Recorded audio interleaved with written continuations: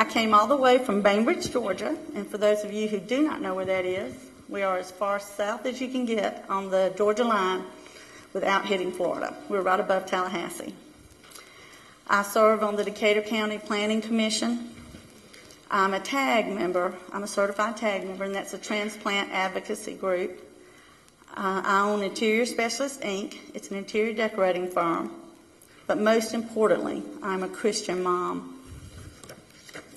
I normally speak with well-prepared speeches and a clear view of my audience. While excited to be here, I have been telling God for weeks, okay, Lord, I'm ready. I need your help here. There's supposed to be as many as 300 women at this conference. What is it you want me to say? No response. The only thing I did get was it just finally kept coming back to me. June, it's not about 300 people. It's about just one. So now I'm really confused, okay? So I'm thinking, okay, Lord, are you trying to tell me this is about me learning a lesson, or is it one person? Or is it each individual person as one? Anyway, I just knew, I've learned to be obedient to God. So I knew I had to come. So if any one of you is that person that God sent me here for, I just want to tell you that God sent me from 4 hours away to come to tell you that He loves you. And on 2.5 hours sleep, I stand before you on His promises that He will comfort you. And He wanted me to come to share my story with you. I was a divorced mom raising my daughter Melissa, and when my Prince Charming came along, he just swept both of us off our feet. We married and became the perfect little family. My husband Jeff and my daughter ganged up on me though and begged for a baby. Feeling that God had blessed me with this husband who was such a wonderful father to my daughter, I consented. And after a heartbreaking miscarriage, I finally gave birth in 1992 to my son, Dylan, who eventually named himself, or deemed himself, Dylan Reed Faircloth the First. In 1993, our cup that was so filled with blessings tumbled over, and instead of joy, spilled out pain and heartbreak, as my husband was killed in an automobile accident. Just a few weeks after Dylan's first birthday, our world was upside down. I built a new home only to have it ravaged by the flood in 1994, before we had completely even unboxed or settled in. We repaired both our home and our lives once again. Dedicating my life to raising my children according to the values that my husband and I had shared, I moved forward each day, loving my children, yet making plenty of mistakes parenting. Both were kind, polite, and obedient kids. Each tested gifted and excelled academically.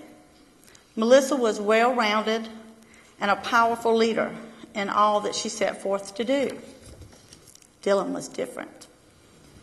He was certified gifted in kindergarten, and he was off the charts with all the testing that they threw at him. He was placed on the quiz bowl team when he was so small that he didn't even have enough coordination to push the button. He was just there to answer the questions for the kids, to help them to get through the meets. It was amazing. He spoke so properly and with such passion that his views that few adults could follow him in conversation. One thing was clear to me, that Dylan was not my child. He was God's child. The only book I ever really saw Dylan study his entire life, and I promise you this is the truth, was his Bible. He was a poet, a songwriter, a musician. He was charming, he was witty, and he was so crazy. Not afraid to live his life to the fullest because he was certain of his final destination. So confident that it actually frightened me. Every single day I would pray, Lord, I know he's yours, but please let me have him just one more day. One more day. And Dylan made a lot of mistakes in his life and growing up as a young man, a teenager. He would stumble, he would fall, pick himself up, and move forward. Each time becoming more clear of the role that he had as a child of God. As most little boys are to their moms, he was my heart. At 13, he made his profession of faith and was baptized. When he was 16, he made the decision to become a self-designated organ donor and proclaimed that he would live forever. He graduated high school in May of 2010, and his Quiz Bowl team quickly whisked off to Chicago, Illinois to the Nationals, which was the first time in our little town of anything like this happening. On my birthday, July the 9th of 2010, Dylan was returning home from camp, church camp, at Pine Mountain, Georgia, which he attended with many of your own teens that year. He fell asleep at the wheel and crashed my vehicle. Brain dead, they said. How could a mind that was so brilliant and a life that had so much to offer society end? God's child who had spent every summer at Duke University studying psychology on scholarships since since 7th grade. He was 3 years team captain for the cross country and a picture of optimum health. Brain dead? He was 2 weeks away from starting classes at Georgia State University, where he was accepted into a research program that he was adamant that he would find a cure for schizophrenia.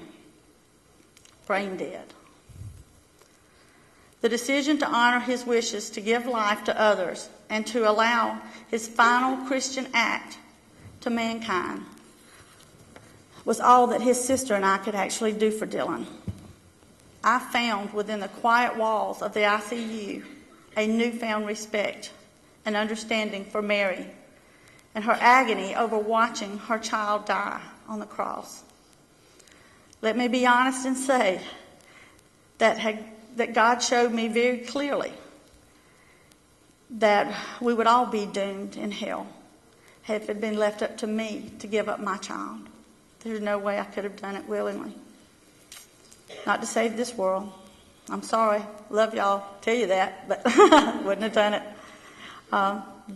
But Satan thought that he could win. He thought he could stifle Dylan's testimony.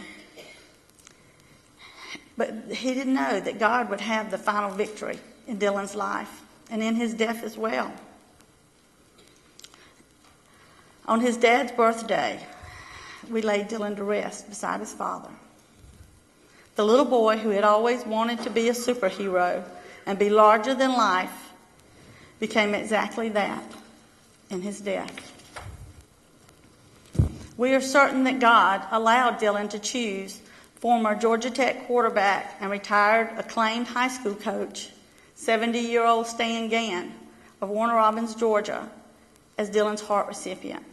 He has become just such a close member of our family. God gave him to me so quickly as a gift, just to help me to be able to endure living without Dylan. Dylan's left lung went to a 33-year-old accountant in Florida. He had cystic fibrosis, and this was his second transplant. He has an 8-year-old son that he is cherishing every second with. A 39-year-old diabetic single mother of three was on dialysis for 4 years, and she had been on a critical transplant list for 3 long years. She received 1 kidney. The other kidney helped a 38-year-old mother of 2 children, having been on dialysis for 13 years and on the waiting list since 2006. She is now free from that entrapment. Praise God.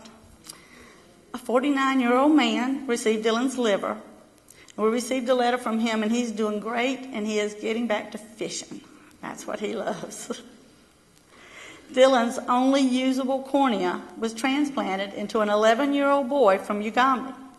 He is seeing clearly for the first time in his life. Leave it to Dylan to go halfway around the world to prove a point.